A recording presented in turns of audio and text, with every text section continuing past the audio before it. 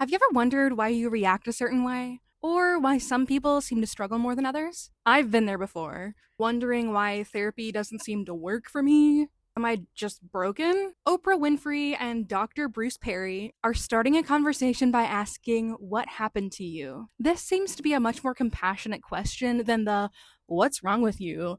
that I find in many self help books. I was diagnosed with PTSD at age 16 and have dedicated over a decade to my healing journey. In that time, I've seen a ton of people claiming to have the secret to healing your trauma, but finding truly helpful resources has been a struggle. And let's be real, a lot of self help books just aren't trauma informed. That's why I am super excited to review and summarize this book, which explores how childhood experiences shape our brain development. Because even if your upbringing didn't scream trauma in the traditional sense, it's interesting to consider how other things could have effects that are just as long lasting and real, like difficulty trusting others or struggles with emotional regulation. I got curious about this book after seeing lots of conversations about it online. It seemed to be making waves in the mental health community, and it was even mentioned a few times in my group therapy. So, does this book live up to the hype? Does it offer actionable advice and fresh perspectives for your own healing journey? Stick around to find out. Why should we listen to these two authors? Bruce D. Perry is an award-winning researcher in children's mental health and neuroscience. He has been an expert witness for cases including the Columbine High School massacre.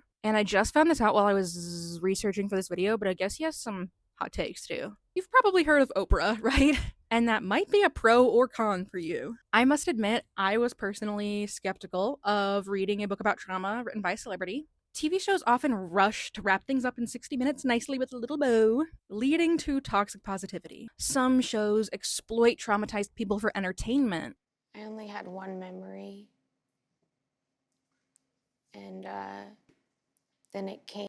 Bringing on guests who have experienced terrible things just to say, "Wow, you're so resilient." And then they turn to the camera and say, "If they can get through that, what are you whining about?" Sending a message that those with lesser struggles should just tough it up. Thankfully, I didn't feel that tone here, and was pleasantly surprised by Oprah's genuine and heartfelt contributions to the book. It's worth noting that Oprah mentions she hasn't personally gone through therapy, which might affect how some readers view her advice on healing from trauma. Content warnings. This book tackles complex topics related to childhood trauma and neglect, and it's important to be aware of the potential impact. Content warnings are on screen. I won't be mentioning any of these things in detail in this video. Here are my first impressions. Let's talk about the writing style. I recommend listening to this book. The audiobook format almost feels like a podcast, with Oprah and Dr. Perry engaging in a conversational back and forth. Oprah shares personal anecdotes, while Dr. Perry recounts real-life patient experiences to explain complex topics about how the brain responds to trauma. This kept me hooked. Pacing. Some readers might find the repetition of key points to be a bit much at times, although I personally didn't mind it. The authors revisit ideas from multiple angles, and one might resonate more than the last one. For me, the pace allowed time for ideas to marinate. Plus, it was a brain break from processing so much research and new stuff. I cannot read. What up, I'm Jared, I'm 19. I can't read pages upon pages of academic jargon in a book. This book isn't just dry theory. It's a dynamic dialogue that breaks down complicated topics into bite-sized messages. However, be prepared to slow down. The content is so rich, this isn't a binge read. I definitely extended my library hold. There's just so much to unpack. I'm sweating. It is 102 here in North Carolina, so much I love you. Here are some of the key points that stuck with me. Intergenerational trauma. I'm interested in learning more about this topic, which is why I picked up the book. It touches on how trauma can have a ripple effect, impacting families across generations. However, it also mentions how healing can have that same widespread impact. I just wish there was more content on this topic. It matters even if you can't remember it. Oprah and Dr. Perry debunk the myth that a baby's lack of memories mean experiences won't impact them. A baby's brain develops rapidly, forming millions of new connections between neurons every second. Did you know that every time you feed a baby, hold them, or cuddle them, you're actually helping to create healthy pathways for stress management? Dang, I do not need to be holding a baby. On the flip side, neglect or abuse can hinder the development of necessary stress response pathways, which can lead to challenges self regulating down the road. The importance of community healing. The book states, our major finding is that your history of relational health, your connectedness to family, community, and culture, is more predictive of your mental health than your history of adversity. Ouch. I've felt frustrated when reading books like How to Do the Work because it implies that if you're still suffering with the effects of trauma, you just haven't tried hard enough. What Happened to You offers a more holistic perspective, emphasizing the role of a support network in healthy behaviors, and even struggles with addiction, saying the most powerful form of reward is relational. Positive interactions with people are rewarding and regulating. Without connections with people who care for you, spend time with you, and support you, it's almost impossible to step away from any form of unhealthy reward and regulation. Destigmatizing and understanding substance use. According to What Happened to You, trauma can really mess with our brain's reward system, making us more likely to turn to substances for comfort. Typically, happy experiences like connection, validation, or achieving something can give us a little shot of dopamine, making us want to keep doing those healthy things. But when we face ongoing stress or trauma,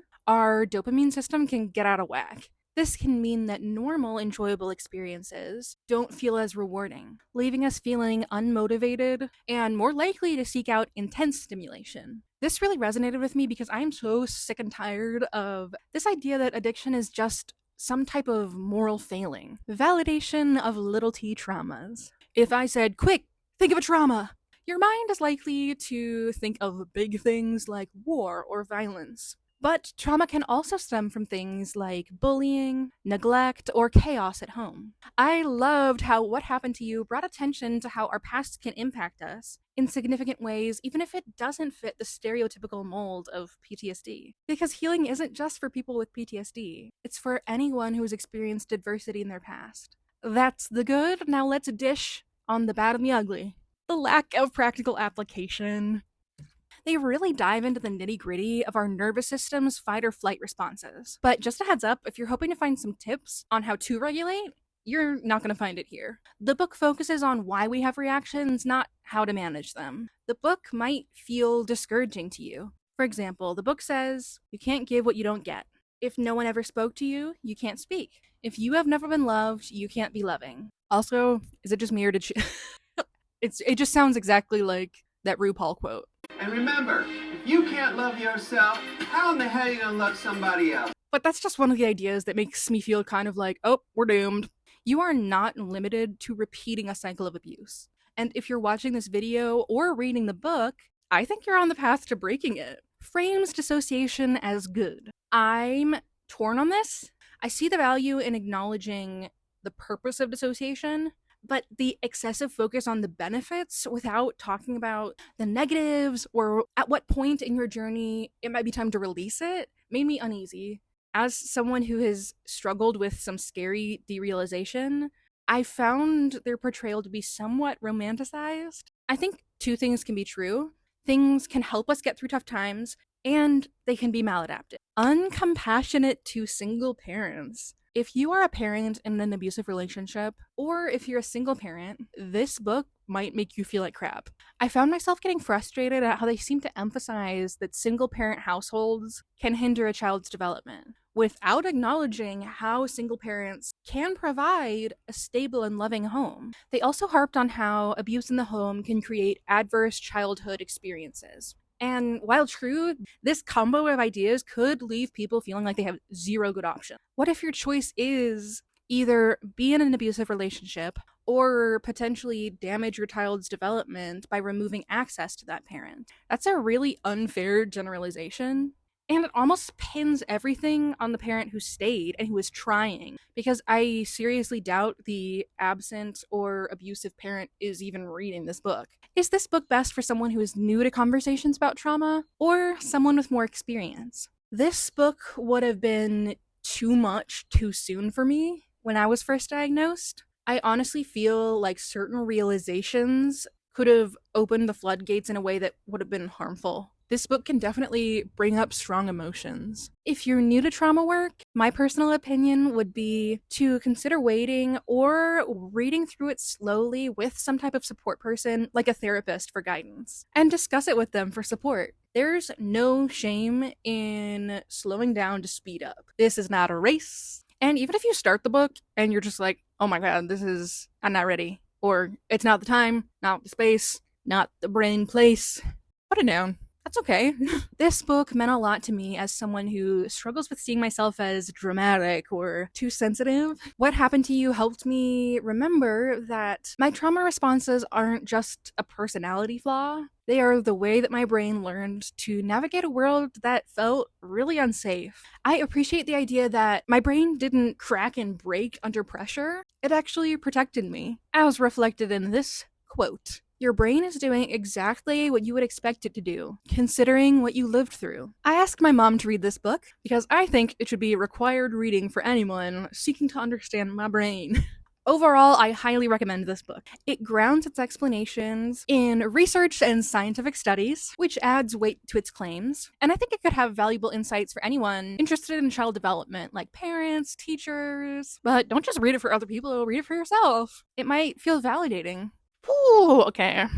Boy howdy, that was a lot to unpack. Remember, your past experiences may impact you, but they do not define you. I'd love to know if this video or book introduced any concepts that were new to you. Share your thoughts in the comments below.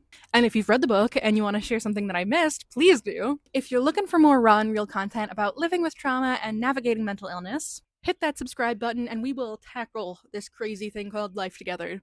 Oh, heck yeah. That was really awkward. Okay, peace. You guys like books? I made this because I like books. And I'm turning crap I'm already doing into videos so I can feel more productive about my life. It's a life hack. Bye!